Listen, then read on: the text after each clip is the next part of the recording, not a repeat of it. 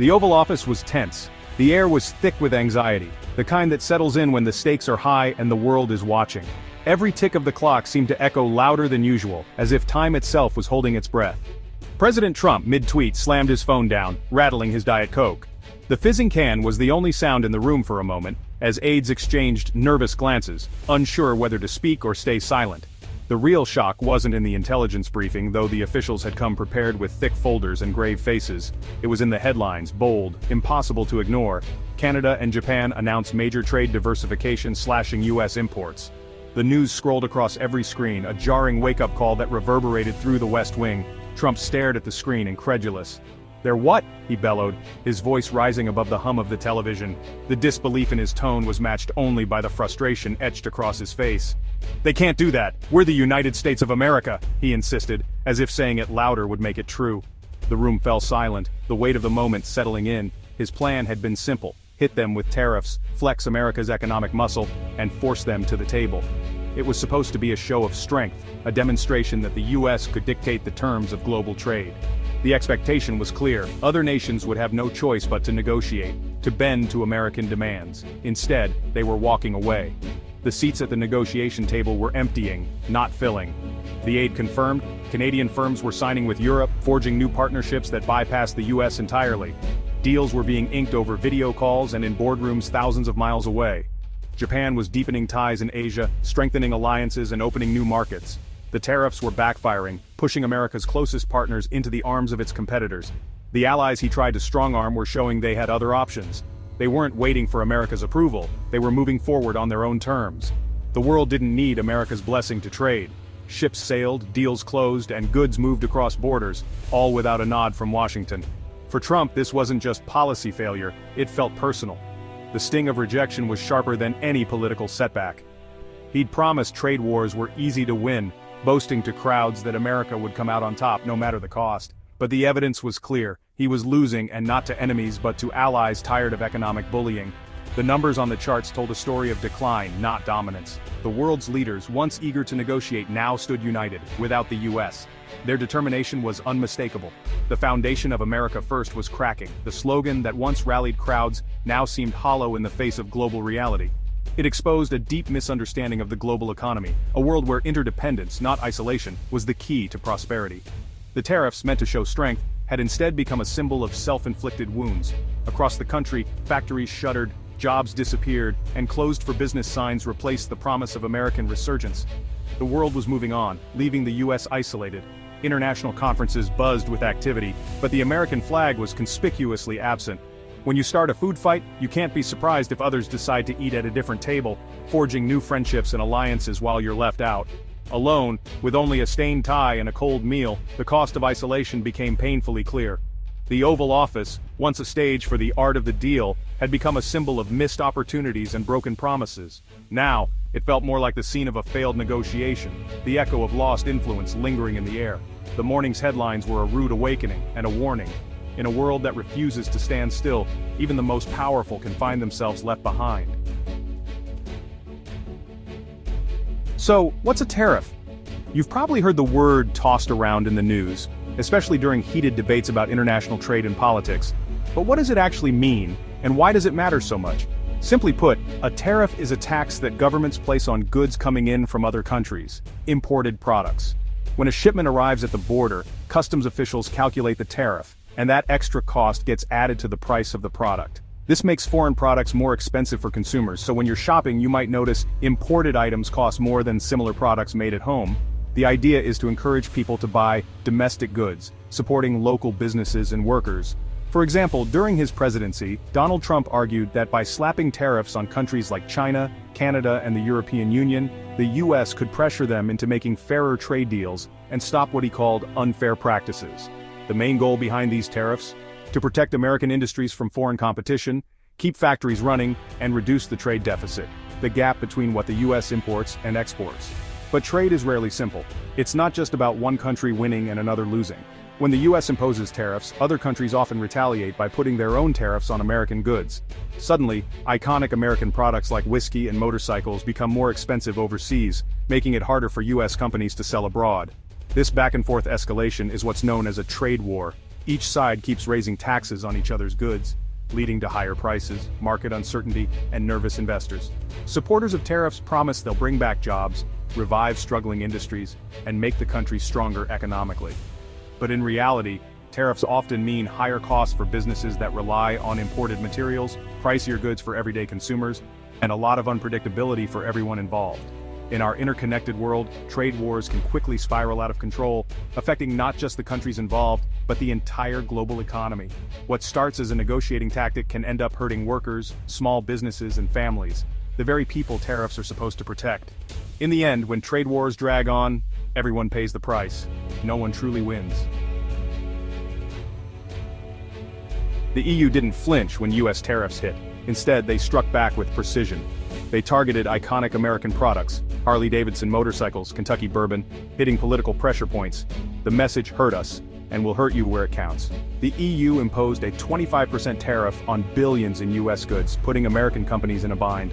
Harley-Davidson, facing huge losses, moved some production overseas, a bitter irony for a policy meant to protect US manufacturing. The EU's strategy created enough pain to force the US to reconsider. By targeting high-profile products, they turned American businesses into lobbyists against their own government. It was a high-stakes game of chicken, with both sides risking economic damage. America's oldest allies weren't backing down. They were fighting fire with fire. The global trade order was under siege, and no one was left unscathed.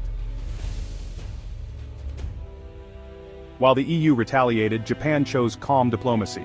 Faced with tariff threats, Japanese officials emphasized the US-Japan alliance, opting for quiet negotiation over confrontation.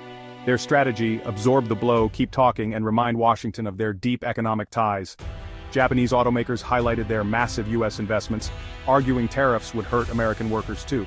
Behind the scenes, Japan worked tirelessly to de-escalate, betting patience would outlast bluster. It was a gamble, risking being seen as passive, but rooted in long-term thinking.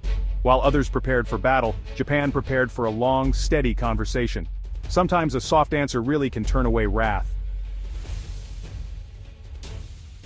Tariffs were sold as a ticket back to the American dream for millions of workers.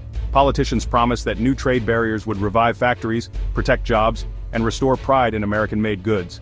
But the reality that unfolded was far harsher and more complicated than anyone expected. Take soybean farmers, for example. China, their biggest customer, struck back by slapping tariffs on US crops, instantly cutting off a vital export market that had taken decades to build. Prices crashed almost overnight, surpluses piled up in silos and barns, and family farms, some passed down for generations, teetered on the edge of bankruptcy, with many forced to close their doors for good. The government stepped in with emergency bailouts, handing out billions to the very farmers its own policies had hurt. But the pain didn't stop at the farm gate, it rippled outward, touching entire communities. Tariffs on steel and aluminum were meant to help American mills, but they also raised costs for manufacturers of cars, appliances, and countless other products, squeezing businesses large and small. While a handful of steel mills saw a temporary boost, many more factories faced layoffs and closures as their costs soared and orders dried up. Companies across the country were forced to make tough choices, either absorb the losses and risk going under, or raise prices and risk losing loyal customers in an already competitive market. The result? More jobs were lost than saved. Small towns and cities saw storefronts shuttered, unemployment lines grow, and families turning to food banks for help. Tariffs, intended as a shield against foreign competition, became a self-inflicted wound, pitting American industries and workers against each other, fueling division and uncertainty. The dream of a quick, decisive trade war victory faded away, replaced by a complex, painful reality that left markets volatile and businesses anxious about the future. For many Americans, tariffs weren't a lifeline. They became an anchor, dragging down hopes and livelihoods, and making it harder to get ahead. The American dream wasn't revived. Instead, it was interrupted, its promise dimmed by policies that backfired on those they were meant to help. The true cost of protectionism was paid by the very people it was supposed to protect: farmers, factory workers, and small business owners across the nation. What was promised as a path to prosperity turned, for many, into a daily struggle just to stay afloat, a sobering lesson in the unintended consequences of economic policy. Tariffs were sold as punishment for foreign countries, but American companies paid the bill. A tariff is a tax collected from US importers, not foreign exporters. Mid-South extrusion in Louisiana needed German equipment. Tariffs added $1 million cost, stalling growth and hiring. Companies with global supply chains faced chaos. Decades of efficiency were undone overnight. Ford estimated metal tariffs would cost it $1 billion in profits. money lost to American innovation and jobs. Retailers like Walmart warned, tariffs on Chinese goods meant higher prices for everyday items. Thin profit margins left little room to absorb costs, so consumers paid more. The uncertainty was crippling. Businesses delayed investments in hiring, unsure what new tariffs might come next. The tariffs didn't just raise costs, they froze the gears of commerce. The economic chill spread far beyond targeted industries. The real price was paid at home. As the US sparred with allies, China responded strategically. Beijing hit back with tariffs on American agriculture and industry, targeting political pain points. But China also seized the moment to champion free trade, signing new deals and expanding its global influence. The US policy meant to isolate China, instead pushed other nations to deepen ties with Beijing and each other. Emerging powers like the BRICS nations coordinated more closely, seeking alternatives to US markets and the dollar. The world watched as America, once the architect of global trade, now threatened its own system.